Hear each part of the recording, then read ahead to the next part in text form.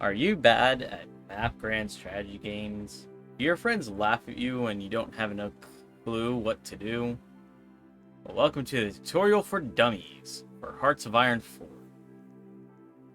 Today we're going to be playing one of the most simplest nations to cover all bases. Italy.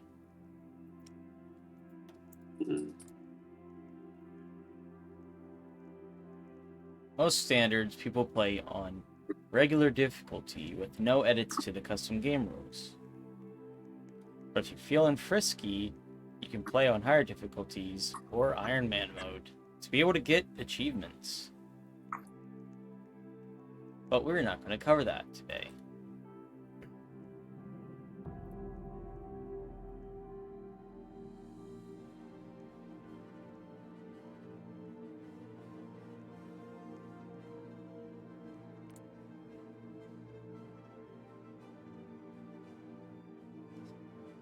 Now I wait for the game's calculating and all that shit to load up. I'm gonna go over why Italy is probably one of the best nations to understand all the bases. Like all the bases of generic hoi4. 1. At the beginning of the game, they're in an immediate war with another nation, weaker Ethiopia. It's a good tutorial for understanding how wars and fighting in Hearts of Iron 4 works. So, as you can see, Ethiopia is a two-front war, as Italy has both the Somaliland and Eritrea.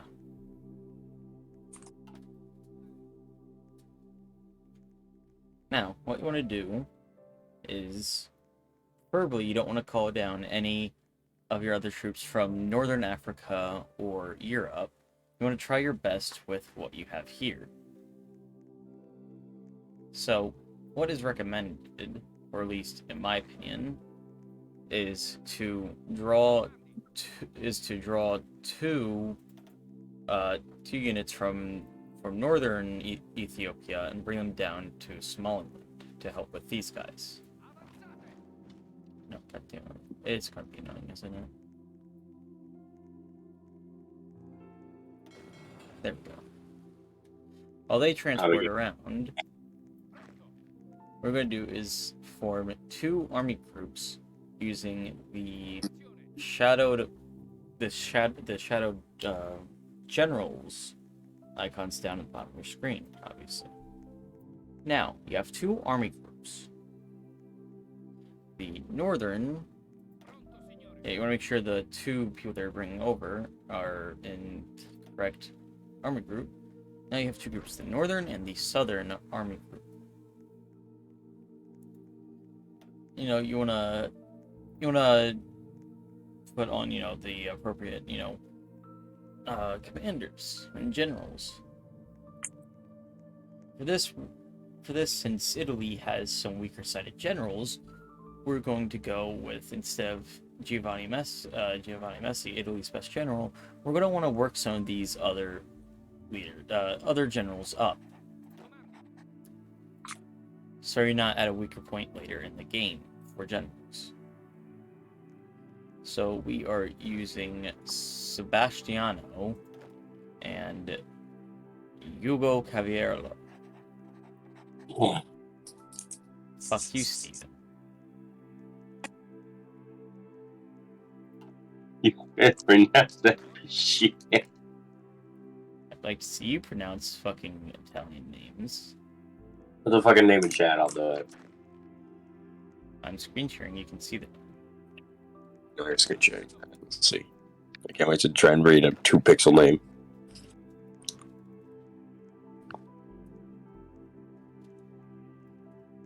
name. Shit. Just tapped out of your fucking stream. What is that? Oh. Hugo Calvello. I was correct. Thank you for confirming. Now, this is the basis of setting up a front line and understanding how to assign generals. Deeper into the process of generals, we can see their different skills: attack, defense, planning, speed and planning, and supply consumption. Each general has different stats. They also have different traits as well. Some start with them, some don't. And each general have different backgrounds. For example, Sebastiano here as inflexible strategist and career officer. His inflexible strategist gives him +1 to defense and logistics, making him a 1-2-1-2 general.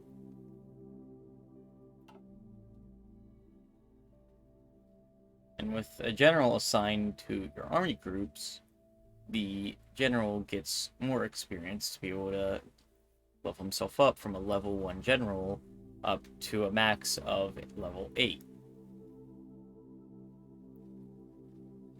And with generals assigned to your armies, you can enact unique battle plans such as force attack, last stand, staff office plan, and a fourth one that's not there unless you get a specific trait called which is where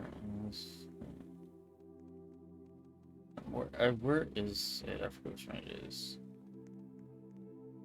There's a few different ones. There is the art. There is. Where? Am I stupid? Fort Siege. What? Fort Siege. There's- Fort Siege. There's fort sieging and there is bridge attack. I forget which one. No, makeshift bridges. Makeshift bridges. Yeah. I forget which one has it. Yeah. There's a few different ones. Fort sieging, makeshift bridges, and other one here is probing attack for the skirmishing commando. There's a bunch of unique ones, all of them helpful in their own unique way. So now this is the frontline setup. What we do is when you click on your general, you battle plans. I've talked about the three general and fort in the multiple uniques. Now the generic battle plans, you have your front line, you have your offensive line, spearhead, and no one cares about these last few called division assignment mode, unassigned divisions, and fucking those two. The edit mode is helpful sometimes, and yeah. A few of these are very scenario specific, such as naval invasion order with the floating harbor support, and the paratrooper order. We will get to those later. For now, if you want to set up a front line, you want to select your general, you want to click on the front line icon for the battle plans, and click on the correct order to your enemy or your future enemy. So you want to do that with your northern and south Ethiopian armies. For your northern, since most of them are there, you want to start an attack, or at least a plan for an offensive line. By clicking the offensive line button and holding your right mouse click and dragging across the areas you want to push up to.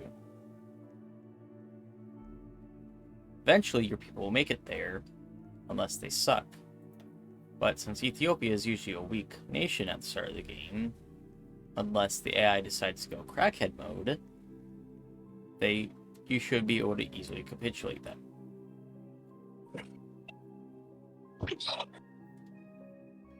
Now on to the other generics, as the game is still paused, and you want to make sure that all your units are in the correct groupings, I guess. Is that you want to have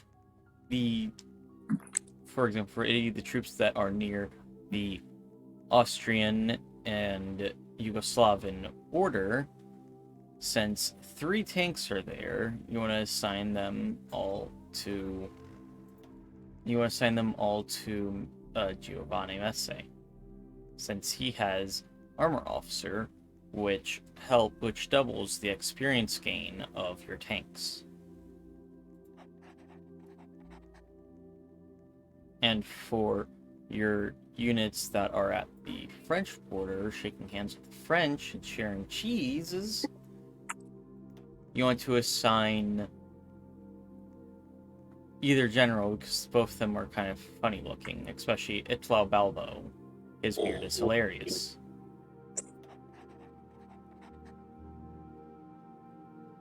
And for your last 4 units, the two in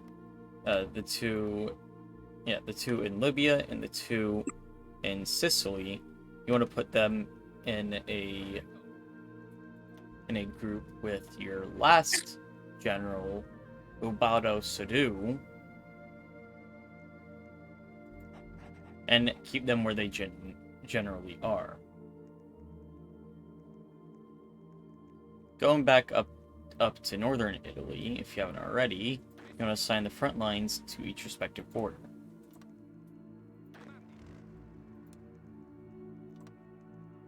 Giovanni's group being Yugoslavia, and Italo Balbo's group being France. Now we're done with the starting army at the moment. You're probably wondering, all right, what should I research? What I typically research is support weapons 1, which is underneath the infantry tab, electronical mechanical engineering, which is underneath the engineering tab, and basic machine tools and construction 1, which is both underneath the industry tab, if your nation starts with 4. Say example, you're playing as a smaller nation that only has 2 or 3. Typically, you want to, if you're a smaller nation, you want to focus on the industry bits a bit more than your infantry.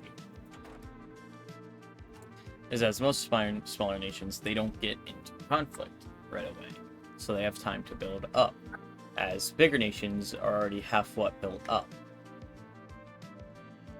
Now, for your civilian factories on what you should build up in your country, you want to typically look at what you're producing in your production tab. And while you're in the production tab, you can see what materials you need, so you can understand, alright, I can build more of this, or I should build less of this. So, as you can see, we have 19 total military factories. We're not using all of them at the moment, but we'll get to that. So we have 19 military factories, and over in the construction tab, we can see that we have 20 civilian factories, none of them which are allocated to consumer goods. So what we should do is we should build up a little bit more of a military factory industry. So in your safer areas where you know your factories will be safe from invasion, for example, Italy's Emilia Romagna is relatively the most safe state out of everywhere in Italy besides probably South Tyrol. You want to build, you know, as many military factories as you want. For example, just right now I'm going to only build 1 military factory, and I'm going to prep up some infrastructure to get some more materials in. So for example, you know, looking around, I have materials in Veneto and Piedmont, so I'm going to put infrastructure in Piedmont. You see I get 3 more aluminum and 5 more steel, and in Veneto, if I put 2 final infrastructure there, I get 4 aluminum and 8 steel. Everywhere else is not too worrisome at the moment. We can get to Campanita later on, but we should focus on letting these build up. Now onto the national focuses. As you're wondering, oh, what should I do? Well, in Italy's case, you want to go with the Ethiopian war logistics to help the war down there. Within 70 days, you get more infrastructure, more naval bases in both Eritrea and Somaliland.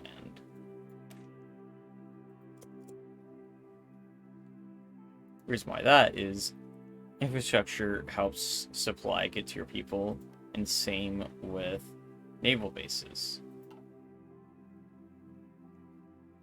And if you're playing as a different nation or a minor nation that might not have a focus tree, or they have a different focus tree, typically you might want to start with industry, which Italy doesn't have too much of.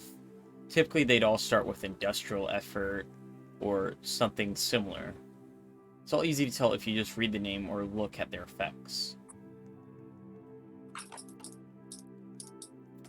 Now on to assigning your military factors. On here you can see how much is needed for reinforcement and how much is being stockpiled.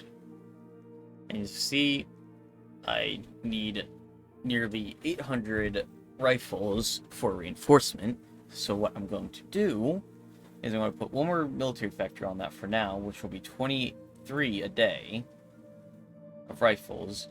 And for support equipment, since I'm only making 4 a week because only 1 is assigned to it at the start of the game, I'm going to assign 2 more, which will be 1 a day. Since my understanding, we don't need that much. And when our industry gets kicked up a bit from our researches, that'll go up as well. Now, for other stuff like our planes, trucks, and tanks, we're going to round about those as well at 3 each. Now, with the 2 military factors left, we're going to think ahead a bit and start making some towed artillery and towed anti-air. Now, the game's going to yell at you about how they're not needed for a template. You simply want to ignore that, because we're going to add both of them to templates in the future. This is called future stockpiling. Now, you can see your stockpiles and everything on your logistics tree. You may click on this button and piss yourself at first, if you don't know what the fuck you're looking at. On the where my mouse is right now, you have your balance, your stored, you have your need and produced, and the equipment type. Now, as you can see, for infantry rifles, our balance is negative 84.7, meaning that we're using roughly 84 guns. Yeah, 84 guns a day, roughly. 84 guns a day, roughly, with 742 needed total. Our status says we need 108 produced a day, but we're only producing 23. You don't need to worry about that too much, because these are all heavy estimations, and the game hasn't had enough time to properly calculate how much you need, actually, since it's only the start of the game and time has not progressed at all. Now, onto the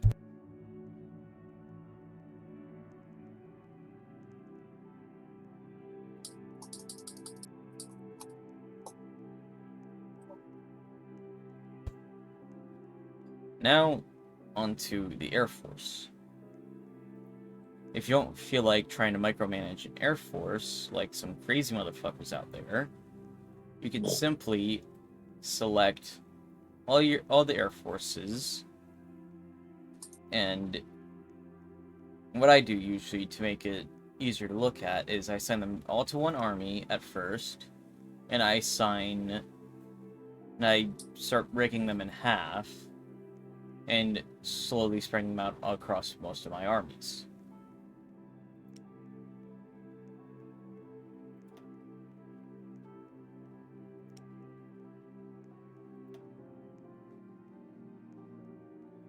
And say if you want, bombers, no, that's, yeah, say if you want bombers on this specific group instead of the other, all you do is select them and press the click attach air wings army. Yeah, click to attach selected air wings to the army button that is above the general's head, or if that's up there, you simply right click on their portrait.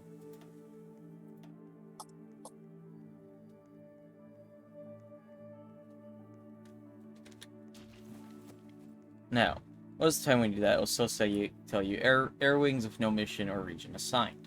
These are most likely your naval bombers. These can either be useless or very useful. Typically, what you want to do is put them roughly all in the same airport at the beginning of the game, and you want to have them all train.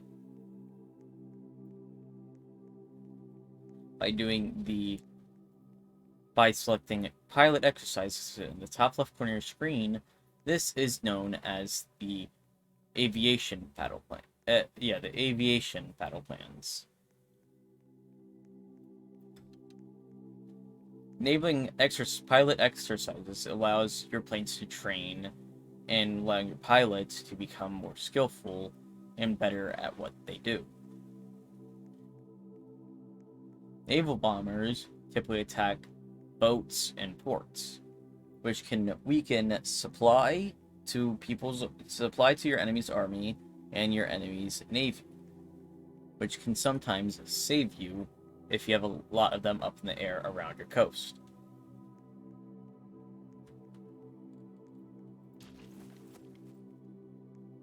Now, we're not going to dig too deep.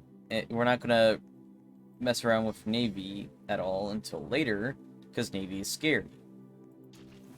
Ask any hoi4 Pro, they'll say Navy is scary unless 1, they're a Japan player, or 2, a United Kingdom player. Or US. Or 3, the US, but not really many people play the US.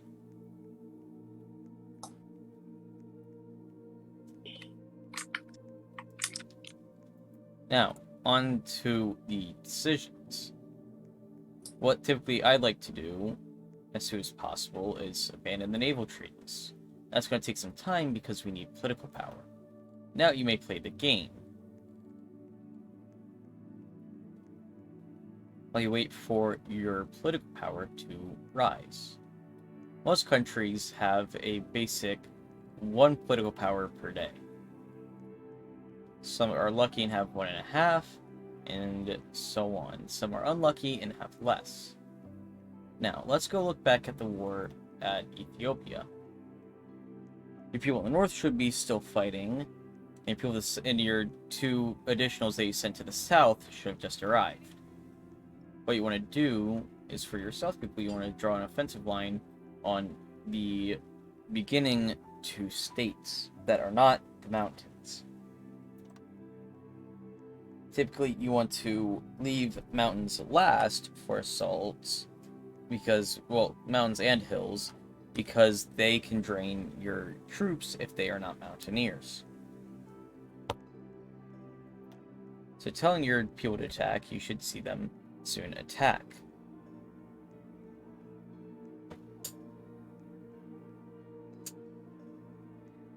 Sometimes, you need to, add some balance. So as you can see, only 1 is attacking this unit, meanwhile 4 are attacking this other unit. Sometimes you want to, micromanage. You want to select one of the 4 units, typically one that is right next to that Providence, that only 1 person's attacking, and tell them to attack that with that solo unit. There is a way to assist Val, but we still don't know. There's a way to manually do it, we don't even know. Now, back up to the north, you have your northern army fighting. Since they have more people, they should typically be doing better, or at least not be taking losses as much. At the top of your screen, with the icon that looks like an explosion, that is your war tab. You can see your losses to your enemy's losses, and you can also see their factories and such. Also, I forgot to mention, your planes take time to arrive across the world. They don't magically appear there. Now, some of them... Now, there's already a few planes in Ethiopia, which are helpful, which you do want to assign to your... Yeah, which you do want to assign to your either southern or northern armies. You want to make sure that you give them the adequate battle plans for each group. So say you can double click and select all your fighters in that group that you've selected.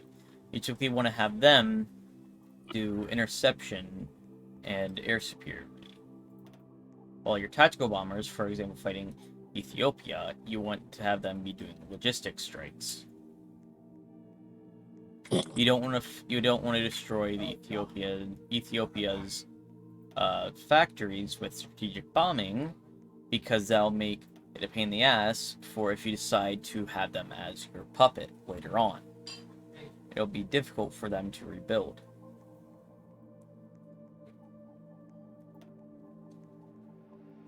Now for your close air support, or short for CAS, you typically as well want to have them on logistics strike, but also close air support. Logistics strikes being dependent on how many bombers you have. Since Italy already has a good amount of bombers in the Ethiopia region, we don't need logistics strikes. So they can focus on close air support. If you hover over each button, you can read and see what they do. For example, close air support assists divisions in ground combat, making their fighting capabilities a lot greater.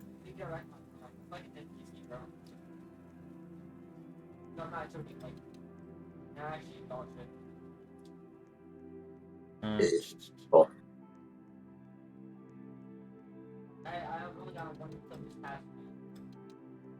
Not to mention, some bombers, like tactical bombers, can also help with close air support. Typically, if you have a low amount of them, I would tell them to focus on logistics strikes, but since there's also a good amount of tactical bombers in Ethiopia, I'm going to also tell them to help with close air support.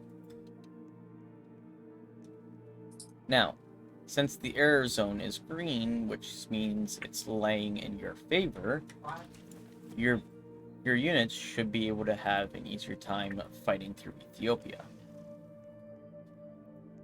And you see up the north, some provinces are free, meaning there are no enemies in there, and some of the units are automatically going to claim them. If you notice a province being free that's not directly right next to enemies, you should, and if your units are not automatically walking to it, you should take control of one of them and tell them to automatically make progress and push towards it.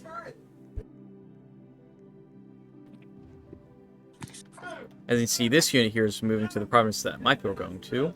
So what I'm going to do is I'm going to tell this unit to attack them and halt their progress in moving to there, so my people can get there and cut them off. This is known as pinching.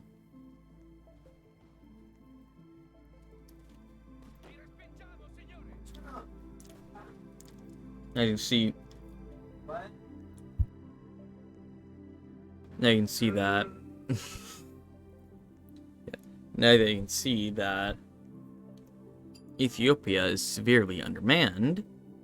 You have these for units. They may not be for in your game, but you want to take any spare units and have them stretch down and take as much land as possible, especially in this mountainous region. So it's less of an annoying fight if they spread out to here.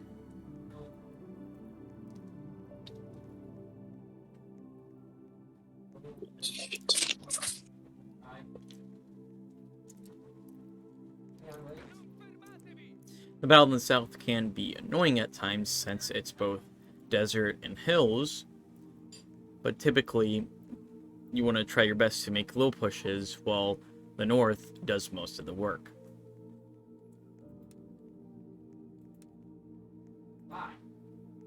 For updating your front line, if you want to update it before your troops fully complete it, you want to click on the delete order and click on the order. Since my people moved up already, we're going to click on the front line, and we're going to move up to this set of desert and hills. We're going to take those three states so that eventually our north and south front line can meet.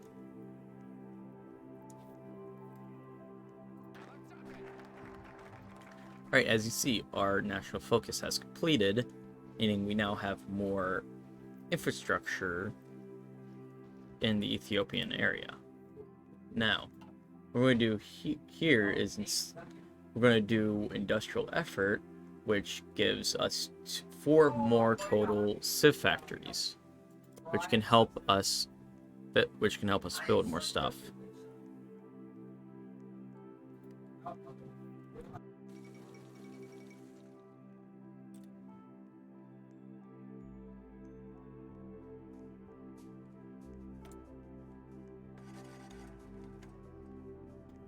Now, as you make more military factories as well, you're going to need to assign them. So to put our artillery up to par, we're going to put the newest one into towed artillery, and you can assign future military factories to be automatically assigned.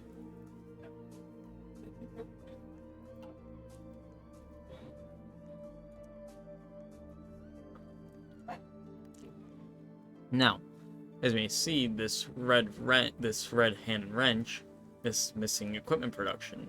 And you see we're missing fighters, naval, and tactical bombers. What you're going to do is locate the ones that you want. So what's being produced is fighters, naval bombers, and tactical bombers. So you want to find naval bombers, your tactical bombers, which may be called interwar bombers, and your fighters. You typically want to drag them above your navy that's being produced by your dockyard. Now, none of them will have a factory equipped when assigned. So typically, if you assigned the additional one to the towed artillery, you're going to want to assign it to the plane by lowering the amount of factory there. So typically, you want to have. So typically, early game, you want to have typically one factory assigned to each plane until you have adequate factories in your other areas, such as your rifles, your support equipment, your trucks.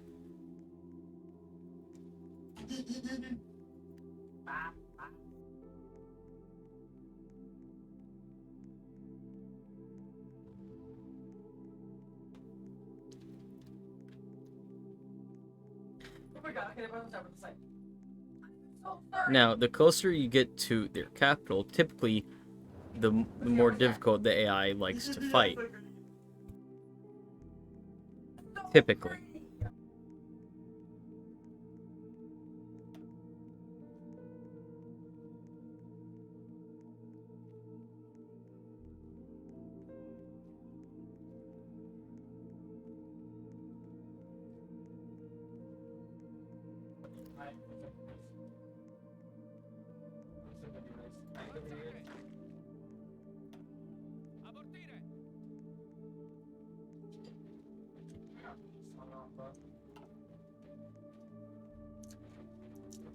Now, while we were focused on Ethiopia, we have some political power. Now, if you are a European nation with naval presence, you'll be automatically in the naval treaties. Or because the United Kingdom's expanses of affection. I'm forgetting the name, but pretty much what the naval treaties are Britain saying, hey, I don't like your navy being better than my navy, so cut that out. So typically it affects all of United Kingdom's puppets and former colonies, such as the United States. Such as the United States is also affected by the naval treaties. And if I'm not mistaken, both China and Japan are as well. So you can either... So 9 times out of 10, if you abandon the naval treaties, sometimes the United Kingdom will be like, hey, that's not nice, we might declare war on you. 9 times out of 10, they are bluffing. But if your luck's shit, like most of my friends, you can cheat on the naval treaties, which gives you some more room to wiggle with your navy. So what we're going to do is we're going to abandon the naval treaties. Now with your leftover manpower, typically you might want to, either hold on to it, or since we have a bit low war support, since it's only 50%, we're going to do war propaganda against Ethiopia, which will give us 1% weekly war support every week for 90 days.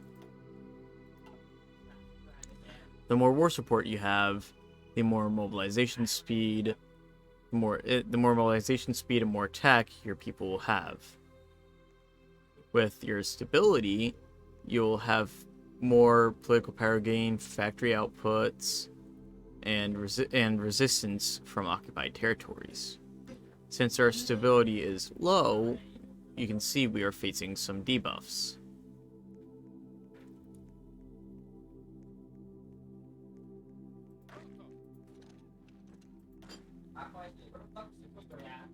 As you can see, we have Ethiopia fairly squished now, and we nearly have both our fronts connected.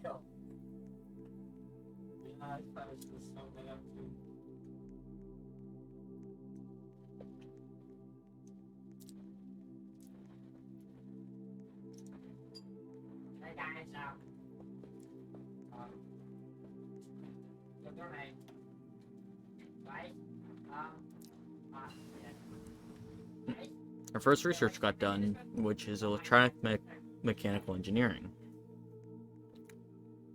Typically right away you want to research radio, because they help with reinforce rate and coordination, which is very helpful.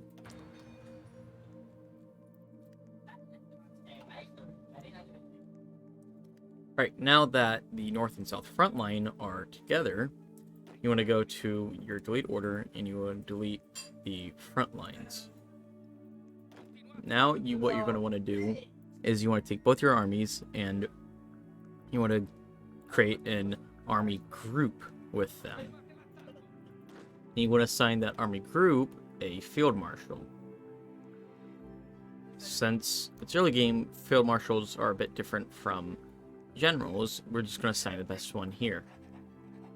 And with the field marshal, we're going to make the new front line, and we're going to make a new offensive line for the rest of Ethiopia.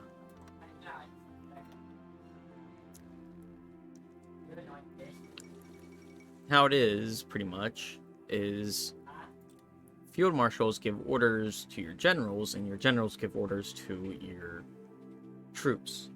So your generals are still gaining experience.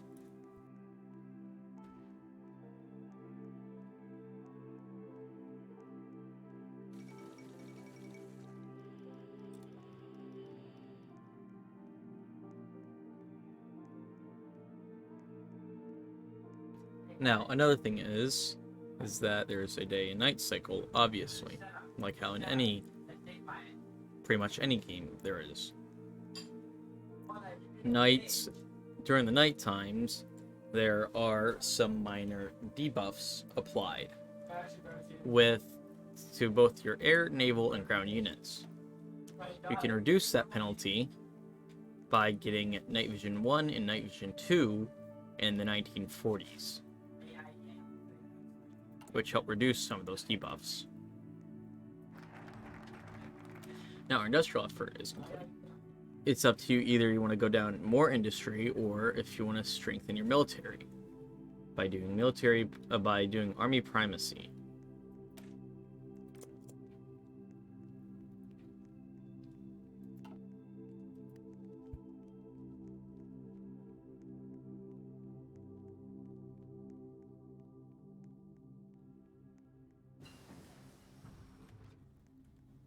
Another research done. Typically, after that, you want to do either concentrated or dispersed industry. The only difference being is with concentrated, you can put more in a state. With dispersed, it's difficult for bombers to hit them. If you're a small nation, or you're typically a European nation that has a lot of bombers targeted at you, example France or the United Kingdom, typically you want to go with dispersed industry. Another research done being our support weapons 1. It's still 1936, we're not going to be able to do support weapons 2 or infantry equipment 1. So what we're going to do is we're going to spend some time making an armored car.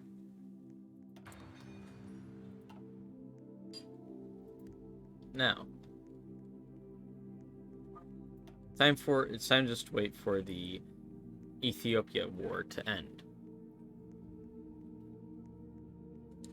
It shouldn't take more than a few days.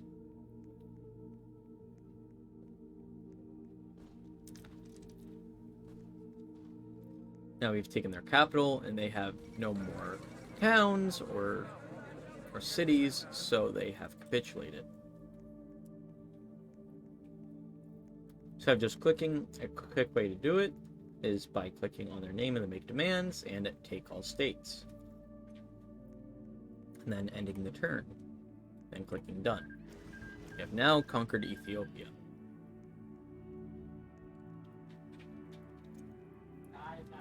Now, the last thing I want to talk about is the political cabinet, being your laws and government, research and production, and military staff.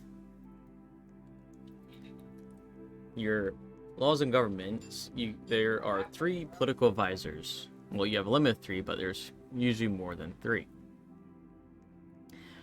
You have your ideologies, you have your Prince of Terror, you have your garrison, and you have your industries, typically.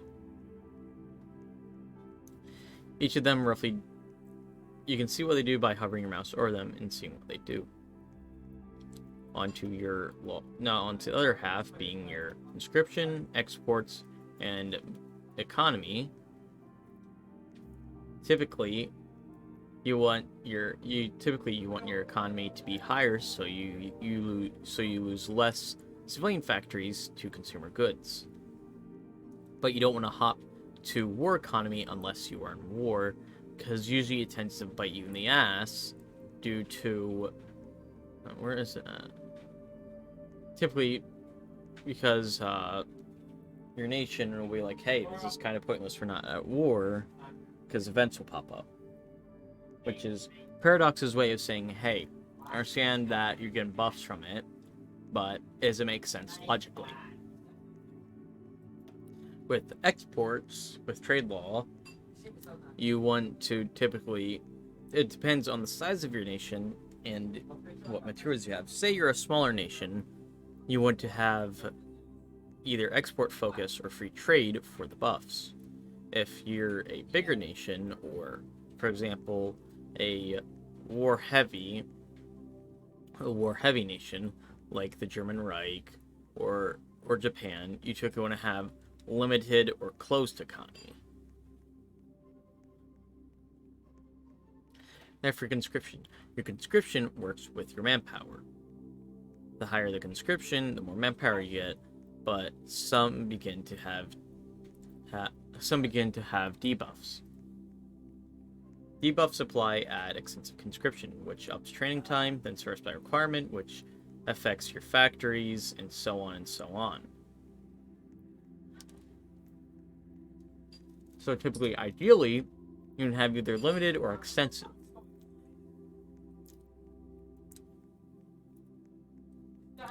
Research and production is pretty straightforward. You have your tank designers, you have your ships, you have your aircraft, you have your material designer for your either infantry equipment, motorized, or artillery. You have your industry concern, and you have your theorists. Your theorists can either be for rockets, aviation, naval, or how your people fight, which all grants research speeds or cost reductions for said relevancy. Now, for the military staff, you have your chief of army, your chief of navy, your chief of air force, and your 3 military high commands. Typically, you want to bend these around your playstyle. Say if your playstyle is focused on infantry or ground units, you want to have the correct chief of army, and you want to have the correct military high commands. This is pretty much it for the basic tutorial, and next video will probably be the scary behemoth called Naval.